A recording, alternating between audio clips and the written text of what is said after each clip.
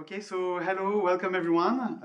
It's just very, very special to be back in Cambridge. I was here for 11 years, and you know, my kids grew up here. So every place that I step, I recognize something that I did with my kids. So it feels very special for me to be back here. Also feels very special to be back in particular at the Newton Institute, where Jean-François and I and Scott and Itai organized a program basically 10 years ago, so that you know, was kind of a reality check for me. But yes, it's just wonderful to be back in this amazing institute. I would say the only problem is that you know, it sort of ruins the experience of going to any other institute organizing conferences, because here everything is just so superb and well done and well organized. It's basically a dream. Okay, so I want to tell you a little bit about this work on the Weyl law in Liouville quantum gravity. This will be joint work with Modi Kwong, whose name will be on the board shortly, I guess. So I'll start with a bit of background. Many of you know the background for this story, but many of you also don't. So I'll try to give something. So it starts with some motivation coming from a very important paper of Polyakov, who is a physicist in 1981. And the goal of the paper was this quantization of the Liouville Lagrangian. So he was motivated by 2D quantum gravity. And yeah, so there's a big formula for what this is supposed to be. Maybe don't focus too much on what that formula is. But roughly speaking, we've got a reference surface, sigma, a metric G on it in 2D. And Polyakov's idea was to look at this action. So this is the action associated to any field or function on sigma. And it's given by this formula here. It's a long formula. Maybe you don't need to read too much. There's a gradient square of the field. There is a term involving the scalar curvature on the surface, and there's an important term here involving the exponential of gamma times the field, and gamma is going to be an important constant for us. It's called the coupling constant, and it's all integrated against the volume measure. Okay, this is, as I said, you don't need to read too much into this formula. Liouville conformal field theory formally is what you get when you consider a measure, P, which is supposed to be the following. So P of d phi is the exponential of minus the action against d phi, where d phi is some sort of uniform measure on fields. So this is a physics paper, so it's not very clear what that's supposed to mean. Yeah, that's Liouville conformal field theory, or Liouville quantum gravity in a nutshell. So a bit of background. So you know, if you want to make sense of this rigorously, this is you know, not straightforward, and a theory to do this was initiated by Duplantier and Sheffield around 2010, and then more fully in a paper of David Kupianen, Rod, and Vargas. You know, it may help, and that's basically what we're going to do, to consider the following toy model. And this is basically the toy model that was considered, in fact, by Duplantier and Sheffield in this paper. And the toy model is that the function phi, rather than having this complicated law that is supposed to be prescribed by the Polyakov formula, will simply be a Gaussian free field in the surface sigma, or even on a domain D of the plane with Dirichlet boundary conditions. And then, you know, this theory has a sort of geometrical flavor because we think of this random phi as a conformal factor of some random geometry. What does that mean? That means that it yields it's supposed to yield a new random geometry on the surface sigma or the domain D, where the volume, instead of being Vg as it was before, in fact, it's the exponential of gamma times this phi, where phi for me is going to be the Gaussian free field, but it ought to be this random field with a more complicated law according to Polyakov's formula. So constructing this is by constructing this exponential of Gaussian free field as a measure. It's not an obvious story.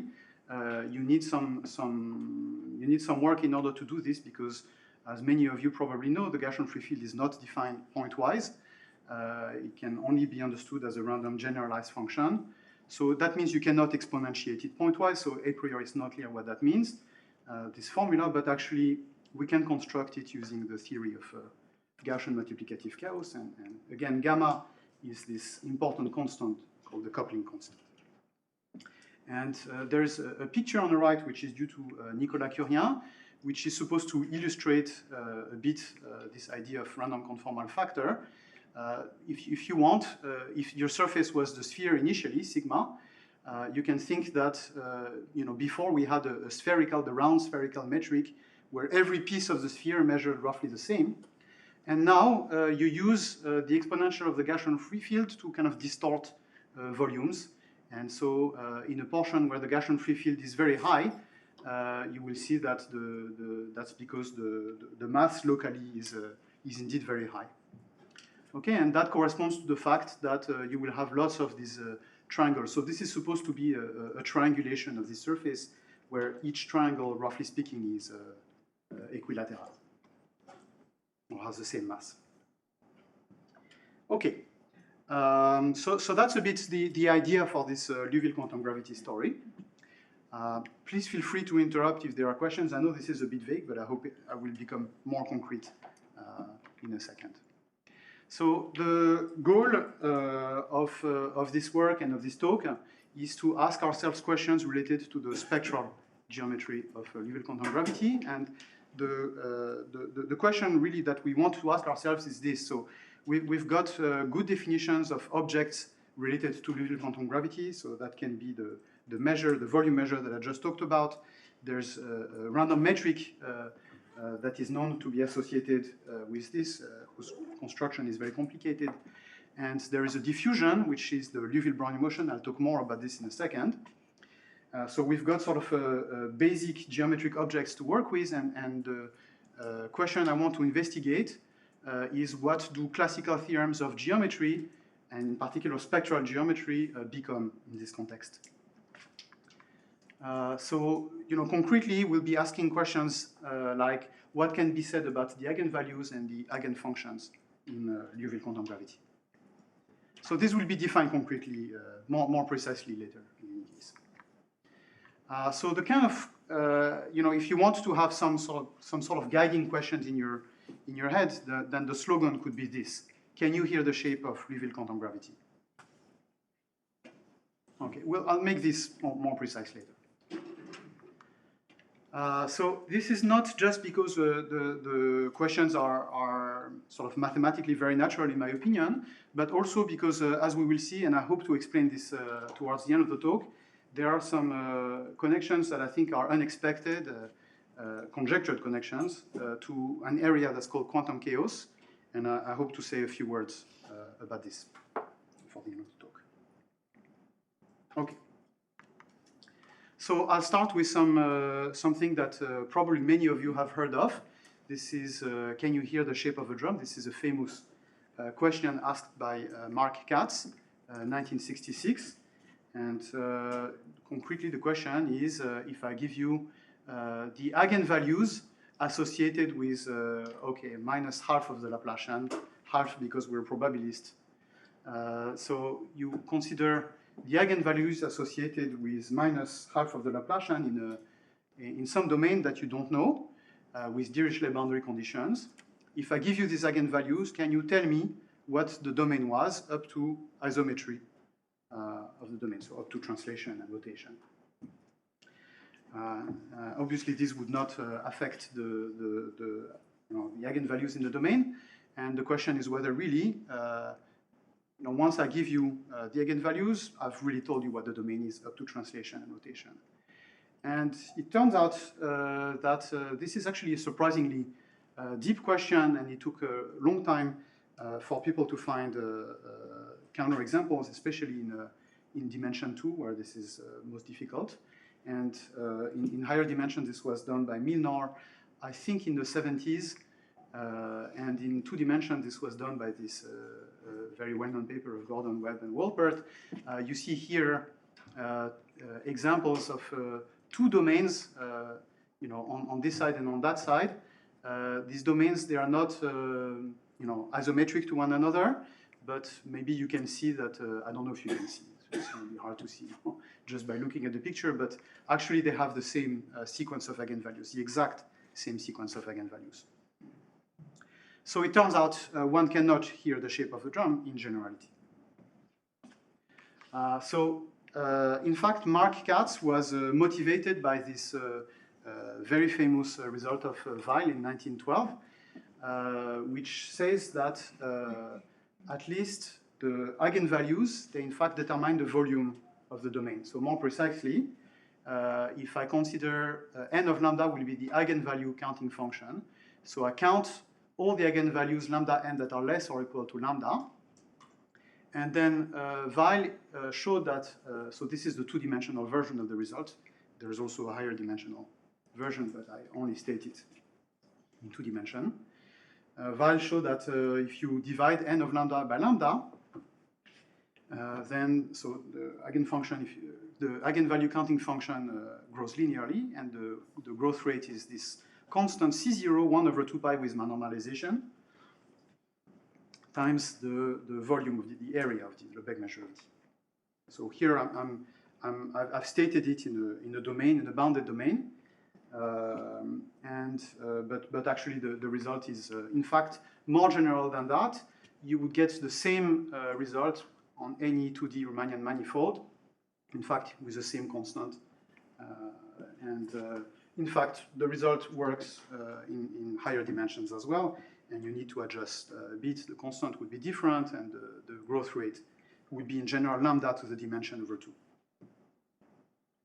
So that's Weyl's law, and Weyl's law tells you at the very least you can hear the volume of a drum.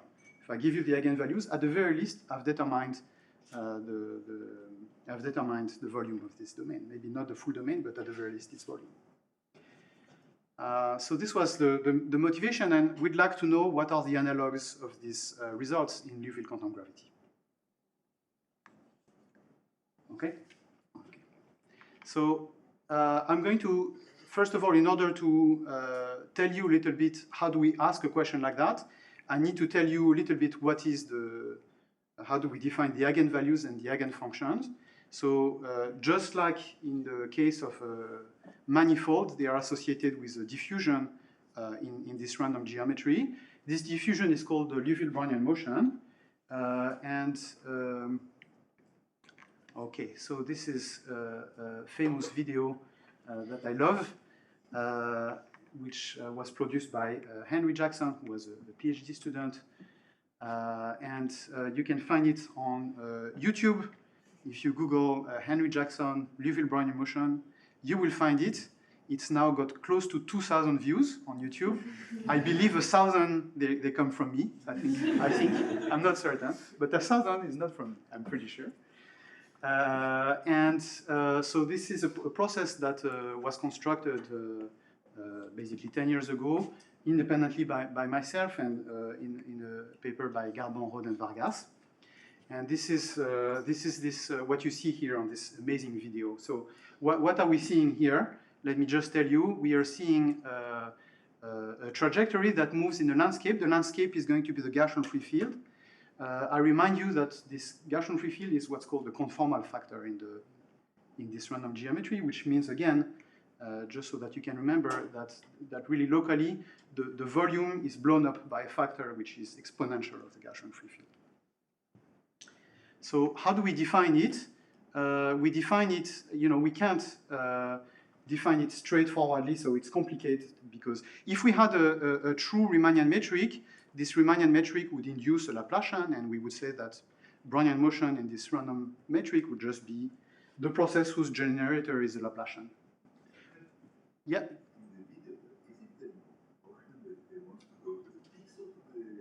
Yeah, very good. I'll tell you this in a second. That's very good. I'm glad you're asking this question.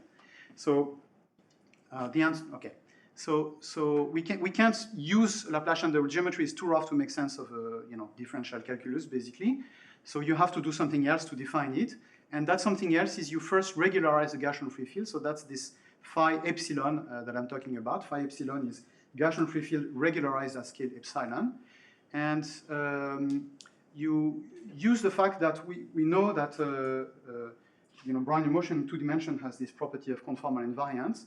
And basically what happens when you change the metric is just that you're changing the speed at which this Brownian motion is running. So formally, it means that you would want to consider Brownian motion, change its speed appropriately, and take a limit as epsilon goes to 0. So this is what's happening. This limit exists, and that's what's proved in these 2 theorems, among other things. And so it's important to notice that this Liouville Brownian motion, what it is just a time change of ordinary Brownian motion. Okay, so I guess because of that, I fit into the theme of the program, I suppose, anomalous diffusion. Yeah, it's just a time change of ordinary Brownian motion, and what this means is that this process, although it looks like it's spending a lot of time on the peaks, it's not attracted to the peaks of this landscape. It's completely isotropic. Its trajectory, if you forget about the time parameterization, is just that of ordinary Brownian motion. It's just the time change that's very weird, and it works in this way that when the field is very high, the Brownian motion is spending a lot of time in this place, and that's because really it represents a big portion of the surface in reality. Whereas when the trajectory finds itself in a valley, then the process kind of zooms over this valley. That's kind of what's going on, really. Okay, so so as I said, another way to write what we do is just this. We are taking an ordinary Brownian motion B, and we are time changing it in a way that's adapted to this Gaussian free field, and this is the formula. Good. So that's the diffusion. That's the diffusion that's associated with this random geometry. And I'm interested in the spectrum of this object and the properties of the spectrum, like eigenvalues and eigenfunctions. First thing is, it's not clear how you define eigenvalues and eigenfunctions for something that's so singular. Basically, we want to say that we're interested in the eigenvalues and eigenfunctions associated with the generator, but that's actually quite tricky to handle directly. And so in fact, the trick is to consider the inverse of the operator, and this inverse of the operator is just the green function, which in fact is a very nice compact operator, almost surely, on the space of square integrable function with respect to this volume measure, V phi. So the idea is because it's a nice, almost surely a nice compact operator, we can apply the spectral theorem. So, I forgot to say, this was something that was observed in 2 simultaneous papers by Andres and Cagino and Maya Vargas et Tuni. Independently, this is a very small part of what's done in these 2 papers. So when you apply the spectral theorem to this thing, after you observe that it's a compact operator, what you get is a sequence of orthonormal, a basis of orthonormal eigenfunctions on the space of square integrable function, whose eigenvalue is lambda n, and we say, I say that, in my mind, G is the inverse of the operator, so I'm going to call the eigenvalue 1 over lambda n. Yeah? So do you mean that you can define the Laplacian out of this diffusion, but that it's just difficult to make sense of it's difficult to diagonalize it? It's okay. There's 2 things. So formally the Laplacian, the generator of this process is the Laplacian multiplied by the exponential of the Gaussian free field. And sort of saying what that actually means is a bit complicated. There's a question of the domain of this operator that are non-trivial also.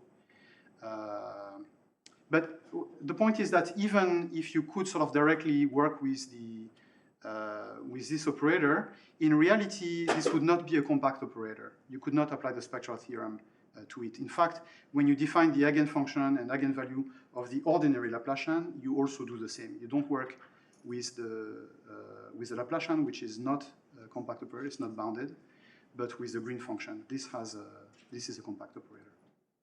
Yeah.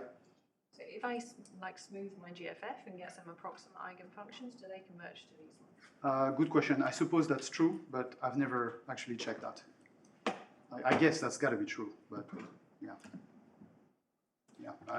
Yeah, I presume so. This should not be too complicated to check. Okay. So there is something which always holds for Markov chains and will hold in this context, and that plays an important role in my investigation, and that's the so-called trace formula. So let me tell you what that is. So this is something that starts with the following observation. So I can talk about the heat kernel of this diffusion. So what is the heat kernel? I start my Liouville Brownian motion from X, and I ask myself, where is it at time t? So this has a density with respect to the volume measure, and I call the density PTXY. So that's the Liouville heat kernel, which it turns out is almost surely jointly continuous in time and in both space variables. So this is not obvious. And so once you have this spectral decomposition, what you can do is you can diagonalize the heat kernel. Basically, you just write it as a sum, n equals 1 to infinity, e to the minus eigenvalue times t, fn of x, fn of y. So that's something, you know, if you have any Markov chain on a finite state space, this formula will be true. You have to stop the sum at the correct number of eigenvalues, but basically it's always true, and it's also true here in this context of Liouville Brownian motion. And now something interesting happens when I'm going to take x equals y and integrate over x. So when I take x equals y, you know, the right-hand side here becomes fn of x squared, and I told you I chose my eigenfunctions fn so that they have norm 1. So that when I integrate over x, the integral of fn of x squared will be just 1. And so what I find myself is on the left-hand side, I have integral of ptxx against the volume measure, this random volume measure, is just the sum of e to the minus lambda t. And another way to write this is that it's the integral from 0 to infinity, e to the minus lambda t integrated against d of the eigenvalue counting function of Liouville quantum gravity. Okay, so we get a relation between the Laplace transform of this eigenvalue counting function on the right and you know, what's called the heat trace of Liouville quantum gravity, so the integral of ptxx. So that would be the trace of the heat kernel if you were to think of it as a matrix. So that's something that's always true for a Markov chain. I've not done anything special, and it turns out it's true also here in this context. So there's, you know, it's not surprising that it's true, but you know, one needs to, you know, the continuity in x and y is important to allow to myself to replace y with x here. Okay, so this is something that's very convenient because it means that I can study the eigenvalue counting function by studying the heat trace, basically. So let me tell you what our results are. And the result takes the following form. We take basically a Dirichlet Gaussian free field in some domain of R2, bounded domain, I should say. I take some coupling constant gamma between 0 and 2. And yes, the result says, by the way, this result is with modic Wonk within the RAM. The result says that as lambda tends to infinity, if I look at the number of eigenvalues less than lambda divided by lambda, so this converge towards a multiple of the volume, but the volume being the random volume of D. And this constant, instead of being 1 over 2 pi, as we had in the original Weyl law, it takes this slightly unwieldy expression.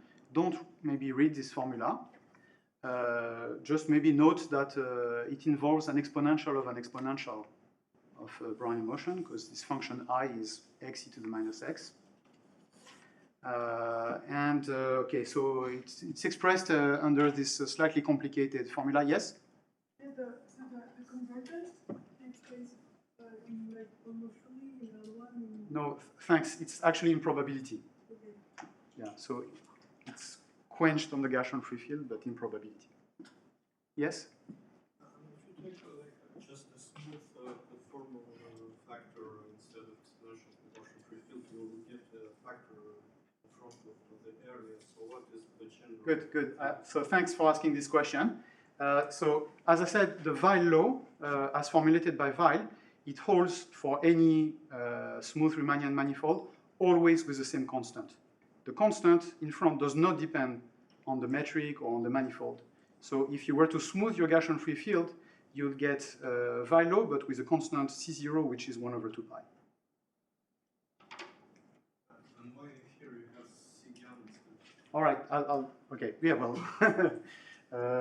because that's what the result is, but okay, I have something to say about this, so. Does that mean the smoothed eigenvalues can't? I think, you know, one by one they will, but you can't exchange limits. So there is a concise way of writing this constant C gamma. It's 1 over pi times an expectation involving Sheffield's quantum cone, for those of you who know. So still, this doesn't tell you really what this constant is, but it turns out we were able to evaluate this constant explicitly, and it takes the following form. It's just 1 over pi times 2 minus gamma squared over 2. So you see that when gamma equals to 0, when we're not exponentiating the Gaussian free field, we recover the constant from Weyl. But otherwise, this is a constant that's strictly greater. In fact, the constant blows up at gamma is equal to 2. Maybe it's not too surprising. The calculation shows that this constant is strictly greater than C0. That's true for all gamma. You know, it's true because we can compute it, but I don't think I understand why it's conceptually true that it should be greater. I mean, I can compute it, so it is greater than C0. There's this nice, so this is a simulation that we've done with Modic. Well, Modic has done, to be completely honest. What you see here, so there are three things that you see on this picture. So first of all, the actual simulation, the actual eigenvalue counting function is this green thing on the line, on the board. The red line is what our theorem predicts.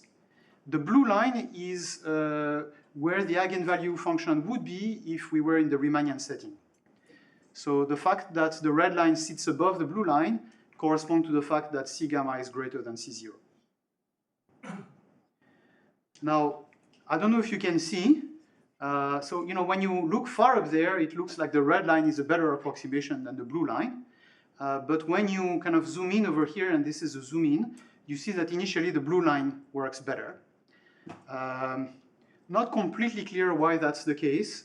Maybe one possible interpretation is that for low frequency, low eigenvalues, the sort of multifractal nature of the geometry has not kicked in yet, something like that. It's closer to the Riemannian setting, so maybe blue, the sort of the actual original value looks like a better fit. I don't know.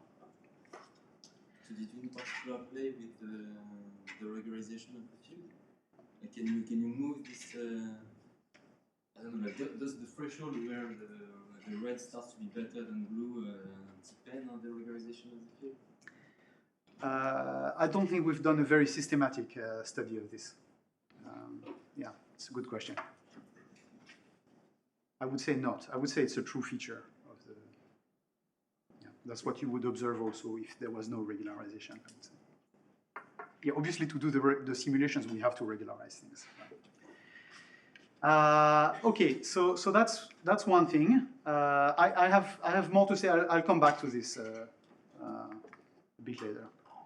So Yeah, so obviously I've told you that to study the eigenvalue counting function, what we use is this trace formula, which transforms the problem into a study of the on-diagonal heat kernel.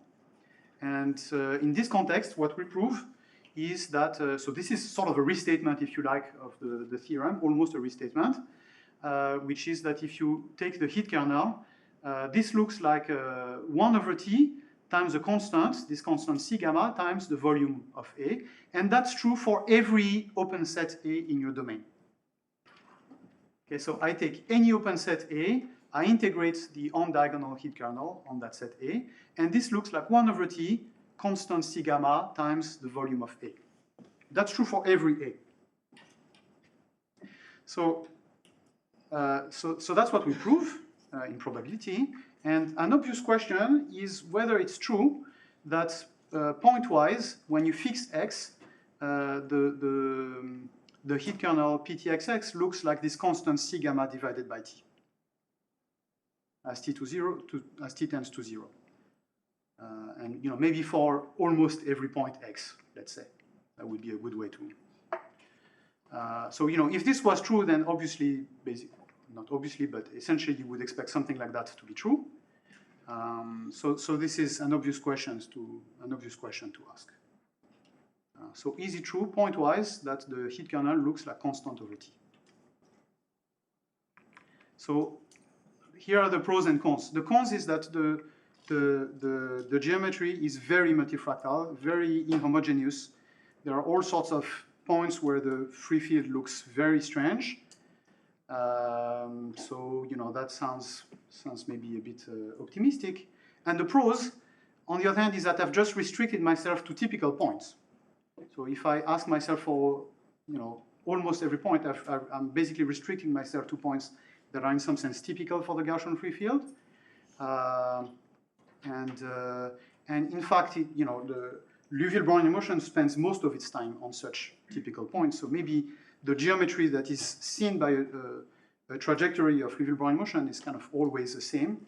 So maybe the multifractal geometry is not such an obstruction after all. So I suggest a vote. I like to vote in this sort of question. So there are two possibilities, yes or no. So who votes yes, it's the case that it looks like 1 over T times this constant. Okay. Who votes no, it's not true? Okay, so it's about half and half of those who have voted anyway.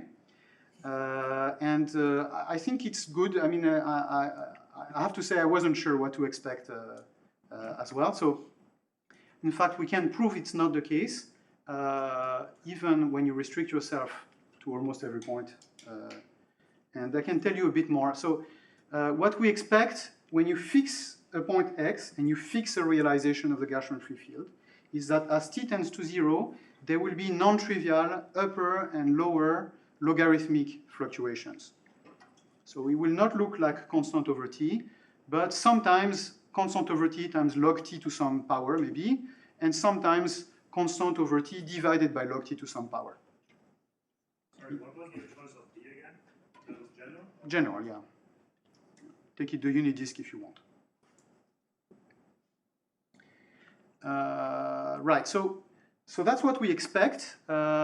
We can say, okay, well that's bad. I wanted to say something more. So I guess I don't have it on the slides. Maybe I write it. We can say something.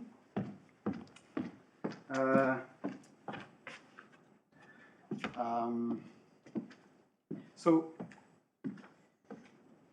we can, okay, maybe I don't improvise this. We can say something about what is happening to the random variable T times Pt of xx when we average over the Gaussian free field, the realization of the Gaussian free field. So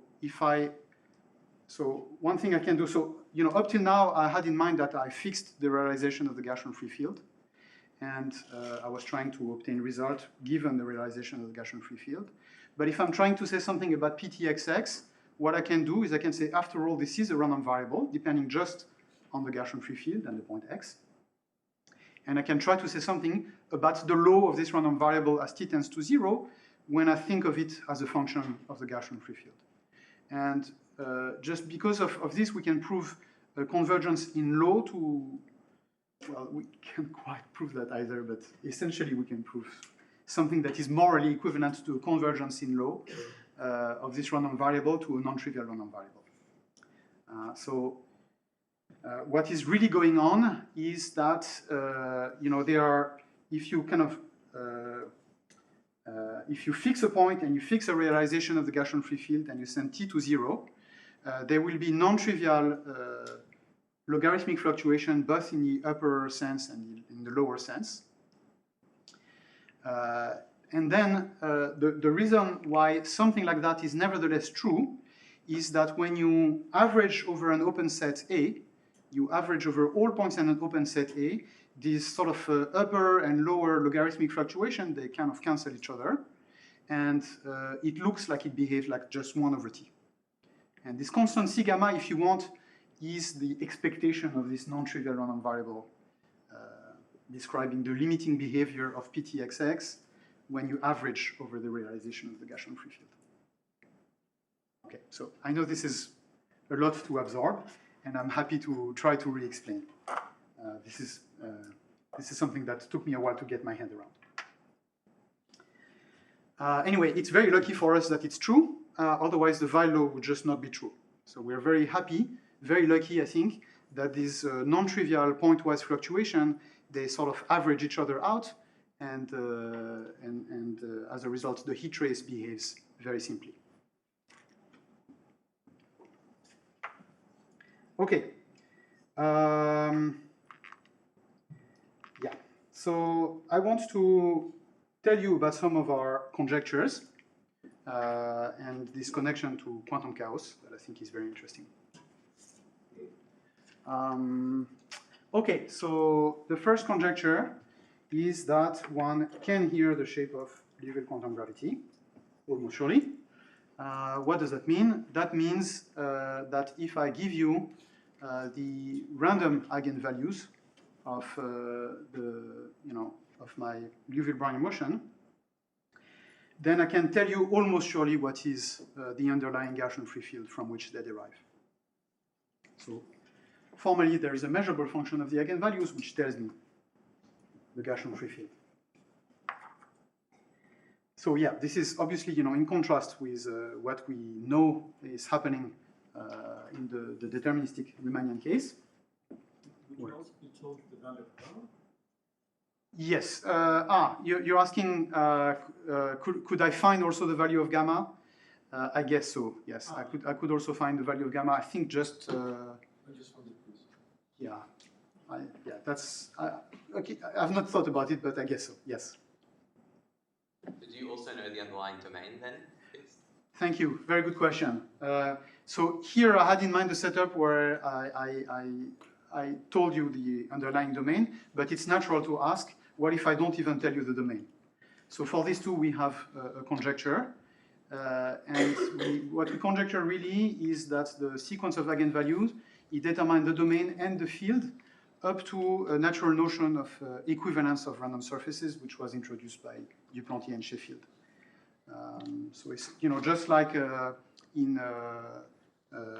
the Riemannian case, the best you can hope is to determine the domain up to isometry, and that's basically the same thing here. Okay, so that's what we conjecture. So I want to tell you something that I think is quite fun, and it's called Polya's conjecture, and is related to this picture we already saw. So Polya conjectured the quite remarkable thing that, so this has nothing to do with probability. I take a domain, and I look at the eigenvalue counting function. Now we know that, this is incorrect. We know that when I divide by lambda, then this converges to C0 times the volume. I'm missing the volume of the domain, the Lebesgue measure of domain. So we know that asymptotically, n of lambda divided by lambda converges to C0 times the mass. of the domain, the Lebesgue measure of the domain. And Polya's conjecture is that actually the eigenvalue counting function is always less or equal to its limit. Okay, so this is something he proved it for what's called tiling domains, so domains that can be used to tile the plane. So for instance, a square is a tiling domain because you can tile the plane with copies of the square. So for instance, Polya proved it on this. And I think, from what I understand, this is like wide open in general. I believe this was proved for spheres last year, this conjecture. The paper who proved this for spheres. So this is, this is wide open. At the same time, there is in spectral geometry a very nice result called the Berezin-Li-Yao theorem, which says that might not be true for all lambda, but it's sort of true in a Cesaro sense. If you average over lambda, then you will always get the inequality. So this seems to be somewhat related to the story that I'm telling you here. So we believe it's the case. Maybe this is, this is, oops, excuse me. This is, I've definitely erased this conjecture because maybe it's too bold. I believe it's the case that this is also true almost surely in Liouville quantum gravity. Well, these are random variables, so one should always be aware of making almost sure inequalities about random variables. But I believe that's true. And that sort of might explain a little bit why this is a picture we see here, because if we really believe that initially the eigenvalues, they are more closely approximated by their Riemannian, by the Riemannian asymptotic, then the fact that this red line sits above the blue line at least does not contradict the conjecture. Let's put it this way. Does not contradict the conjecture that I'm making. So these two things seem to be somewhat related. Okay, there's so let me come to the question that I think is maybe the most interesting, which is the question of localization and delocalization. So the question is this: so should eigenfunctions be localized or delocalized? So what's the question really? If I take a domain, let's say the square, and I look at eigenfunctions corresponding to a large eigenvalues in the square, this will be a sine wave with a very high frequency. And so this is what we call a delocalized eigenfunction. Delocalized because its L2 mass comes from everywhere in the domain. Okay, so there's no particular region of the square that's contributing more to the energy, to the L2 mass of this eigenfunction, even when the frequency is very high, when the energy is very high. By contrast, so that would be the delocalized situation. By contrast, we know that for models with a bit of noise, so something like the Anderson model, this property is completely destroyed. So in the Anderson model, what is happening, so this is, the Anderson model is just the Laplacian plus epsilon times the white noise. And if you look at the eigenfunctions of those in 2D, as soon as epsilon is positive, they are completely localized. And the reason why that's the case, intuitively, is that just a bit of disorder makes it very, very hard for a function to be an eigenfunction. There's so much disorder that the best way for a function to be an eigenfunction is to do what it can on a very small portion of the domain. It would take all its mass there, and the rest will be negligible. So that would be what happened in the Anderson model, where just a bit of noise destroys completely the property of delocalization, and as a result, all eigenfunctions are completely localized. They take all their L2 mass in a microscopic neighborhood of some point. Well, all but a negligible fraction of their L2 mass. So this is another question we can ask in LQG. Is it going to be localized, or is it going to be delocalized? Delocalized like an ordinary Brownian motion, or localized because of the disorder introduced by the Gaussian free field. So here again, we can vote. I believe in democracy. So who votes, I don't know, delocalized?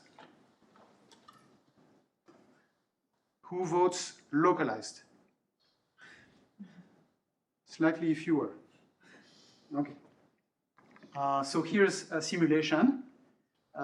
This is eigenfunction number, I think 3, if I'm not mistaken, possibly 4, in a square, right? I hope you can see this is a square, the domain, and here's the eigenfunction. Right, so this is what happens when you increase the frequency. So lots and lots of peaks. Do we agree this looks delocalized? Right, it doesn't take all its energy from a small neighborhood. It's just kind of spread out everywhere. It looks like it.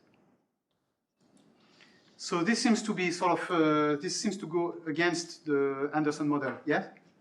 It's spread out, but the back, but it's still concentrated on a small domain with a small back measure, but just spread around or something. Okay, I have a more precise conjecture in a second. More questions? So here's a conjecture. It has to do with something called quantum chaos, as I've been advertising. So the conjecture is that not only are eigenfunctions delocalized, but really the L2 mass of this eigenfunction should converge to the Gaussian multiplicative chaos, the Liouville measure, the volume measure of this random geometry. So if you're, what this says is that if you look at the L2 mass of this eigenfunction and you let n tend to infinity, they become uniformly distributed in the sense of the volume measure. Okay, so let me try to tell you why we make this conjecture, because it involves this nice story with quantum chaos that I think is very beautiful in itself. You know, it's all conjectural, so but I think it's nice. So what is quantum chaos? So quantum chaos is it's a story that a priori has very little to do with probability. It's a property of certain manifolds, particularly those with negative curvature. So if you have a manifold with negative curvature, which is hyperbolic, what is happening, you can look at the geodesic flow on this manifold, and that means I give you a point and an initial velocity vector, and you can travel along a geodesic in this direction. So that's the geodesic flow. And manifolds with negative curvature, they have the property that this geodesic flow is ergodic. And what this means really is the following thing that I think is quite intuitive, which is that if you make a bit of an error, if you start changing a bit the initial condition of your dynamical systems, then very quickly you forget where you came from, and in fact the flow mixes very quickly. So you forget your initial starting point, your initial velocity, very quickly you can no longer tell where it was. So that's the ergodicity of the geodesic flow. Now, quantum chaos is supposed to be a manifestation at the quantum level of this chaoticity, this ergodicity of the geodesic flow. So at the quantum level, the eigenfunctions of the Laplacian, they describe at the quantum level the position of a quantum particle in an energy level which is lambda n, this the corresponding eigenvalue. So the fact that a classical particle will be very quickly uniformly distributed on the manifold is reflected at the quantum level by saying that the distribution of a particle, of a quantum particle, meaning the L2 mass of the nth eigenvalue, should converge as n tends to infinity to the uniform measure on this manifold. So that's quantum chaos. Okay, so this is a property that physicists expect, not just for manifold with negative curvature, but at least for those. And this is something that is actually known to hold in a deterministic setup up to considering a dense subsequence of integers. So it's known that if you restrict yourself to a subsequence nk that is dense, so number of elements in your subsequence divided by n tends to 1, as n tends to infinity. And this was first proved by Schneemann in 1974, and then by Zeldich and Colin de Verdière more generally about 10 years later. So this is a fairly big deal. So there is a famous conjecture in that area called the quantum unique ergodicity, which was made by Rudnick and Sarnak. So they conjectured that this restriction to a dense subsequence is not necessary. So this is why it's unique. So it's uniquely ergodic because it's really true for all, not just for some subsequences, but for all subsequences, basically. And then Lindenstrauss basically got his Fields Medal for, among other things, for his proof of this quantum unique ergodicity for certain class of surfaces, arithmetic surfaces. Now, there is a connection between Liouville quantum gravity and hyperbolic manifolds, which is that the Polyakov action, which is the very first formula I showed on the first slide, is actually minimized for surfaces of constant negative curvature. If you try to minimize this Polyakov action, you will find that phi must have constant negative curvature. And as a result, one should think of Liouville quantum gravity as a theory of random geometry describing random surfaces that are to the first order hyperbolic. So there is a connection between LQG and hyperbolic surfaces. And what we believe is that quantum chaos, as a result, also applies to Liouville quantum gravity. So this is why we make this conjecture. Now, this might look a bit weak as evidence for what we're saying. Yes? Yes, sorry. So what you just explained is for quantum chaos, but the first part of your explanation, so about the classical particle. Yeah. Because I guess in the geometric setting, it is easier to start with the classical. So the fact that if you start a little bit away from the initial condition, you separate. Yeah. Is that also true for the? Because that's a great question. Quantum chaos. Great question. Yeah. So in some sense, so the notion of geodesic flow for LQG does not easily make sense because so there are many experts on geodesics in LQG here and in random planar maps, but in LQG basically if I fix a point, I cannot start a geodesic given in a given direction. Basically, out of a typical point, there's going to be only one geodesic coming out of that point. And I guess another way to say this is that if you have 2 points that are very nearby and you try to escape from these 2 points using a geodesic, these 2 geodesics they will be confluent. There is a property of confluence of geodesic. So if you were to look at the geodesic flow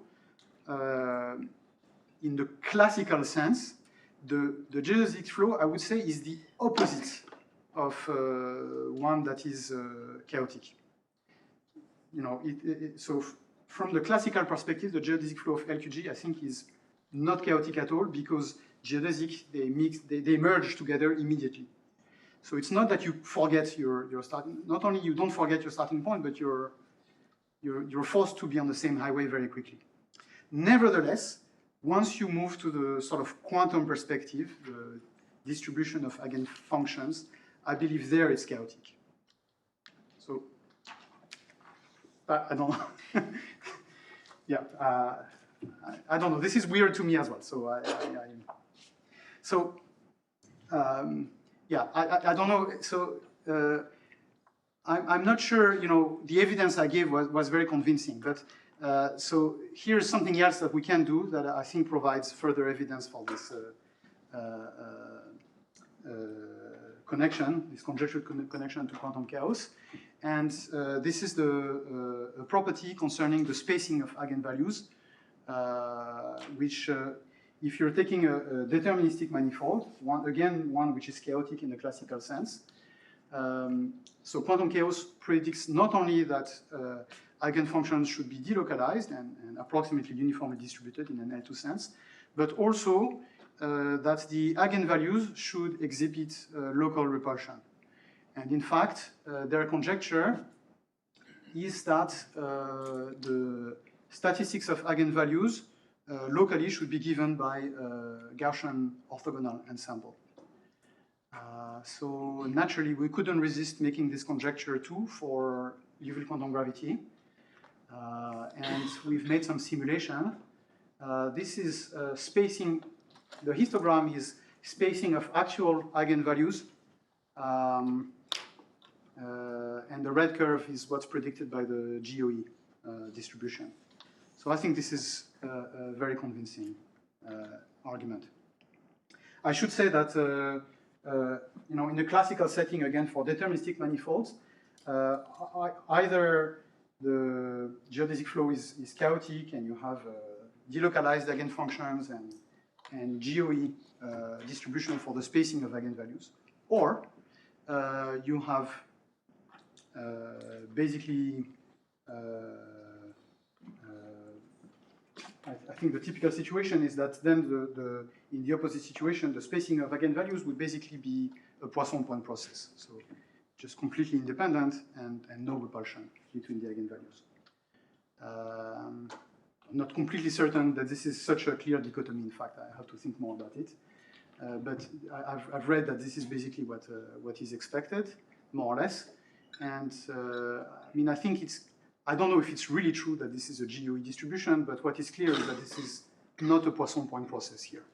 We do not have an exponential distribution. The density really clearly tends to 0 here, which means that there is some repulsion between eigenvalues. Yes? And it does not depend on gamma. Yes, that's right. So up to scaling, I believe this will be true for, there is an actual scaling that's hidden here. This one does depend on gamma, but not, it's just a constant factor. So I believe that's true for all gamma, yeah.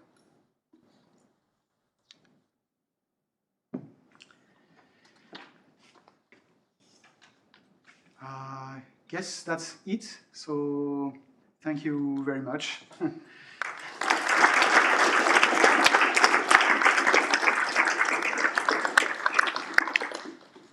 Okay, we've got time for some questions. Yeah. I have been wondering when you were talking about this C gamma constant, do you think it has something to do with the dimension? The what? The dimension. Oh, the dimension. Ah. Because I remember you said... You mean the metric dimension? Yeah, because I remember you said that even in the Riemannian setting, the constant depends on the dimension, right? Okay, yes, thanks. So that I guess, yeah, that's a good question. So the LQG has, different notions of dimension. There's a topological dimension that we know from the work of Jean-François, for instance, is 2 almost surely. There is a metric dimension corresponding to the growth of volume, of metric balls, the way the volume of balls grows. The 2 notions of dimension will not match in general, like the metric dimension in the uniform case where gamma is square root 8/3, it's 4 almost surely, and okay, maybe this is like a different notion of dimension. But in reality, let me go back.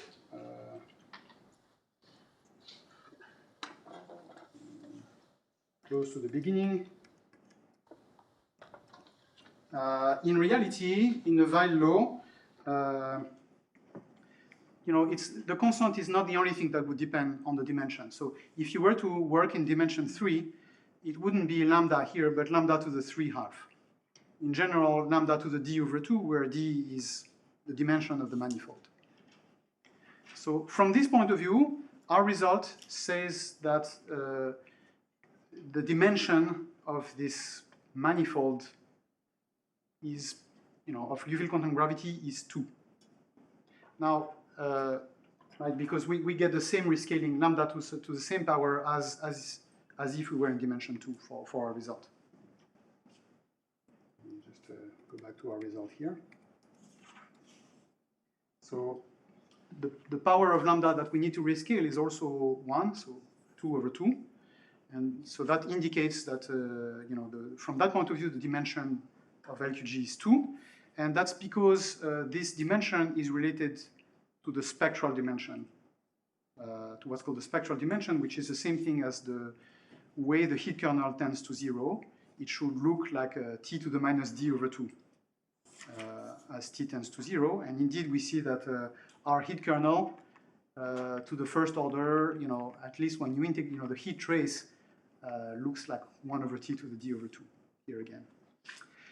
These corrections, the change of constants, they are not really an indication that we've changed dimension. I'm not sure what it's telling us. It's telling us that the geometry is very multifractal. Maybe it's telling. I'm not sure what it's telling us. I wouldn't say that changing the constant is computing a new notion of dimension. I don't think it will give you the, certainly this constant, which is 1 over pi times 2 minus gamma squared over 2, does not give you, the correct dimension 4 when you plug in square root 8 thirds. Yeah. Perhaps the question was that 2 minus gamma squared over 2 is the fractal dimension of the support of this Gaussian HMC measure. Maybe. Yes. And maybe it's related to that, the support of the measure somehow.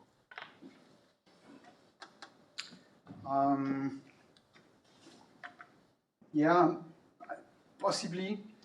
I'm not quite sure why the sort of Euclidean dimension of the thick points of the Gaussian free field would play a role here. Why should it play a role? It's not an intrinsic thing to reveal quantum gravity, right? But Euclidean is intrinsic, so I'm not sure, yeah. So, if that was the case, I guess you could say that if you wanted to say that formally the dimension was something like 2 minus gamma squared over 2 instead of 2, you'd get a different constant. But you'd also get a different power of lambda, right? Than the one I get here. Do you see what I mean? Like, why should you just change the constant and not the power of lambda? Also, I should say that the computation of this constant is very indirect. So it's not like we actually compute this expectation. So I really have no idea why it's equal to that, really. No clear idea. Are there like deterministic examples of fractal surfaces where you see this Weyl law with a different constant? That could shed some light on those. Yeah, I think that's a good question. Like, I don't know. I think it's. I think there. I wouldn't be surprised. There are this like kind of snowflake type of construction that are quasi-conformal. It's a sort of a deterministic version of LQG in some sense. I wouldn't be surprised if that were true. But yeah. Any other questions? Can you just maybe give an intuition why you think this will be able to differentiate between different domains? That is one of your conjectures. We can find out the underlying domain from the process. So yes, I guess the intuition is the same as why I think it's true for a fixed domain that I can tell you the Gaussian free field. Basically, the obstruction to the hearing the shape of a drum, they are sort of very, very special obstructions. They are if you look at this thing here, this is something with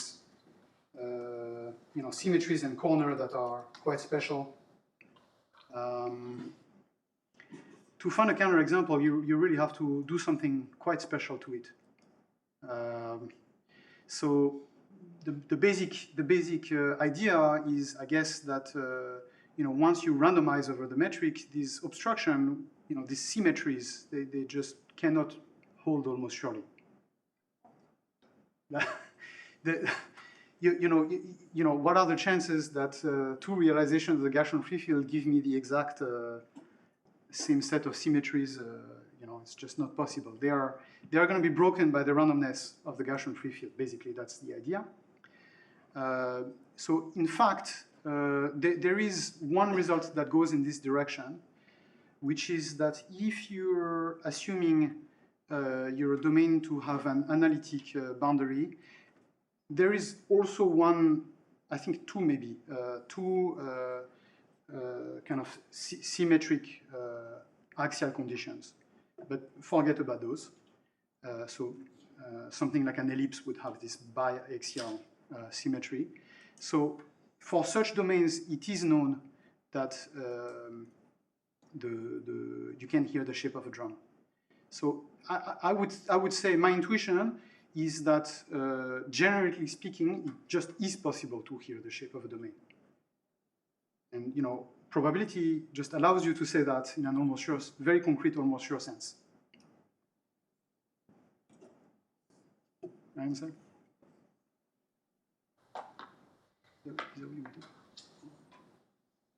Yeah. Do you have any conjecture on the higher order asymptotic behavior for the heat kernel? To the heat kernel, very hard. No idea. There are very interesting questions concerning the second term in the Weyl law. Because even in a deterministic case, the second term is supposed to be proportional to square root lambda times basically the boundary, the size of the boundary of the domain. This is amazingly still open. This is just incredible, but people don't know that. This was already conjectured by Weyl more than 100 years ago. Yeah, it's just not known. It's known subject to a certain ergodicity condition that in principle is very hard to check. Well, it's natural to ask what happens to this second order Weyl law. Modic made some simulations, and it seems that it's just not at all square root of lambda to begin with. It seems to be a completely different order of magnitude altogether. Like it seems to, I don't know, this is very mysterious to me. I really have no idea. Yeah. In your simulation with the asymptotics of the, comparing the Riemannian base to the ongoing base, yeah. You see, obviously there's some sort of kink at some point. Do you see anything funny happening in eigenfunctions or anything that could indicate as to why something would change at that point? All right, good question. I haven't thought of that. I'm not sure what is it, what it is that I would try to measure though. I mean, if you look at the picture like this one, where is it? If you look at this picture, it's, if you see a picture like that, it's not completely clear what it is that you're going to try and... But if you look at, say, the picture, have you seen like an eigenfunction that like the 10th versus the 1000th? Do they look very different? On the naked eye, I wouldn't say. It's not that I've seen every single eigenfunction, but on the naked eye, I've not noticed anything funny. But this is supposed, like the L2 mass is going to converge to GMC. So would I really notice this on the picture? I'm not even sure I would. I don't know. Yeah, I really don't know.